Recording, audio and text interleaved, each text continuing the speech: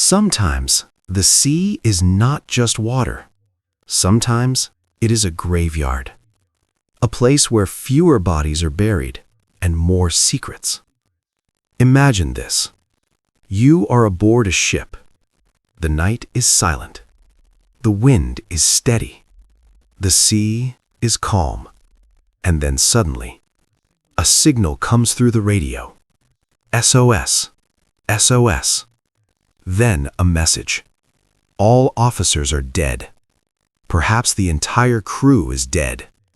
And then just two final words. I die. And after that, silence. Welcome to Mythxray. Today, we are diving into one of the most terrifying maritime stories ever told, the legend of the SS Ourang Medan, a ship that, according to the story, was discovered drifting at sea with its entire crew dead, their faces frozen in terror, eyes wide open, mouths agape, as if in their final moments they had seen something no human being was ever meant to witness. But here is the real question. Did any of this actually happen? Or is this just another mystery story, dressed up as truth and passed down for generations? Before we investigate that, let us first hear the story the way it has been told for decades. According to the legend, in February 1948, several ships near the Strait of Malacca picked up a strange distress signal. This was one of the busiest sea routes in the world, crowded with trading vessels moving between nations. The weather was clear, the sea was normal, everything seemed routine. And then, suddenly, a Morse code message came in. SOS, SOS. The message claimed to be coming from a ship called the SS Ourang Medan. The first transmission reportedly asked for urgent contact with a wireless operator and a doctor.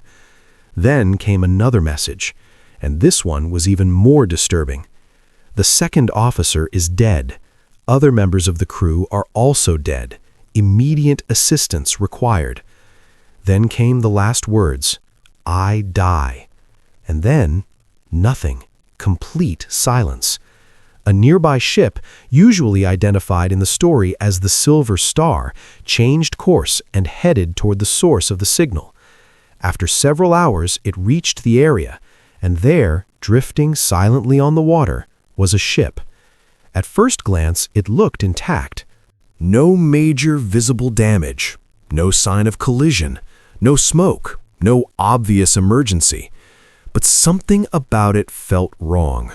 For a vessel of that size, there was total silence. No crew on deck, no signal in return, no movement anywhere. So the rescue team boarded the ship, and what they supposedly found is the reason this story became legendary. Bodies were said to be scattered across the deck. The captain was found dead on the bridge. Officers were dead at their stations. Even the ship's dog was allegedly found dead. And every single one of them seemed to share the same horrifying expression. Their eyes were open, their mouths were wide, their bodies were stiff, as if death had caught them in a moment of overwhelming fear. And yet, the strangest part was this. There were no visible injuries, no blood, no signs of violence, no wounds, no evidence of a struggle. It was as if the entire crew had simply died, terrified. Then, just as the rescue crew began preparing to tow the ship, smoke reportedly started rising from the cargo hold. Moments later, that smoke turned into fire. The fire spread quickly. The rescuers rushed back to their own ship, and just after they got clear, the Ourang Medan exploded and sank beneath the sea forever. The bodies disappeared with it. The ship disappeared with it. And so did every piece of evidence. Now, if you hear only this version of the story, it sounds like one of the greatest ghost ship mysteries ever told. But this is where Mythxray begins, because once you stop listening like a believer and start looking like an investigator, the story begins to fall apart.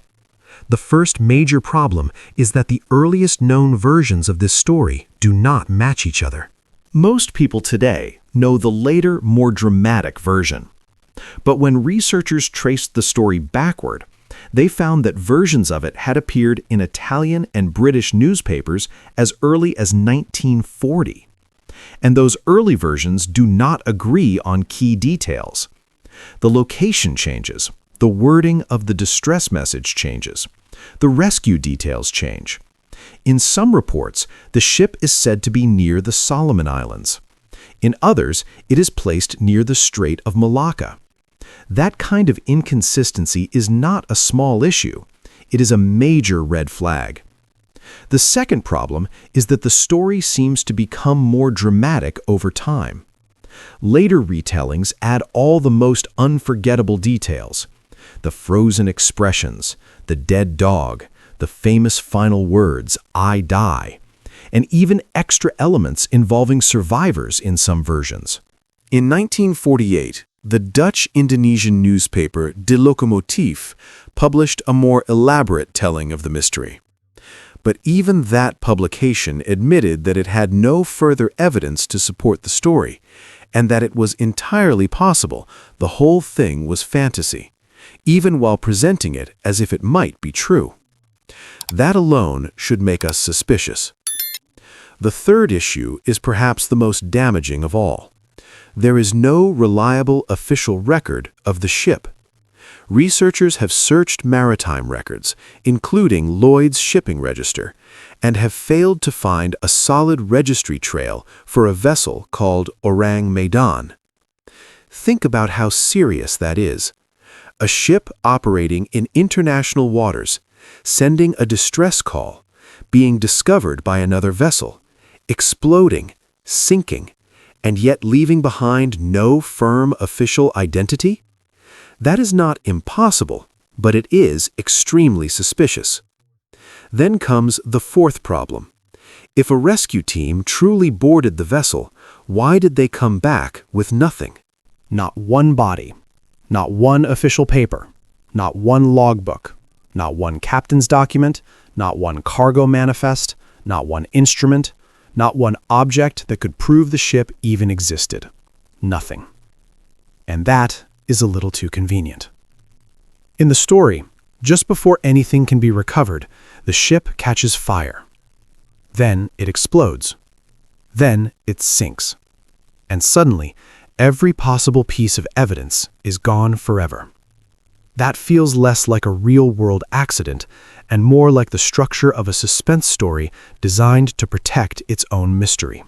Then there is the CIA document, which many people point to as proof. But it is not proof. Yes, a declassified CIA paper does mention the story, but mentioning a story is not the same as confirming it. The document does not prove that the ship existed. It does not prove the crew died. It does not prove that a rescue operation took place. It only proves that the story had circulated widely enough to appear in intelligence correspondence, and that is a very different thing. Then we come to perhaps the biggest warning sign of all. The story is simply too perfect. A ghostly distress signal, a dead crew, faces frozen in horror, no wounds, no struggle, a dead dog, a silent drifting ship, a rescue team that arrives just in time, then fire, then explosion, then sinking, and finally, no evidence. Every detail needed to make the story unforgettable is present. And every detail needed to verify it is missing. That is the exact pattern we often see in urban legends and maritime folklore. Now, to be fair, strange things really do happen at sea. Poisoning is possible. A toxic gas leak is possible. Carbon monoxide exposure is possible. Illegal cargo is possible. Accidents happen. Mysterious deaths happen. But in the case of the Ourang Medan, the core problem is simple. We have more story than evidence. And whenever the story becomes stronger than the evidence, That is when an investigator has to stop and ask hard questions. So what is the most logical conclusion? In my view, there are only two realistic possibilities. Either this legend grew out of a very vague, poorly documented maritime rumor, or it was sensational from the beginning, and later newspapers, mystery writers, and modern content creators kept adding more drama until it became the terrifying ghost ship tale people know today. And that is why SS Ourang Medan does not feel like a solved supernatural mystery. It feels far more like a manufactured legend. This story does not prove that the sea is haunted. What it really proves is something much more human. People love mystery. People are drawn to fear. And when evidence is weak, imagination steps in and finishes the story. So the next time someone tells you that the Ourang Medan is the most terrifying true ghost ship mystery in history, ask them one simple question. If it really happened, where is the evidence? And like so many mysteries before it, maybe the scariest thing here is not a ghost, not a cursed ship, not some supernatural force at sea, but the power of a false story when enough people want to believe it. If you enjoy mysteries that we do not just tell but dissect, then this is Mythx, where we X-ray the myth.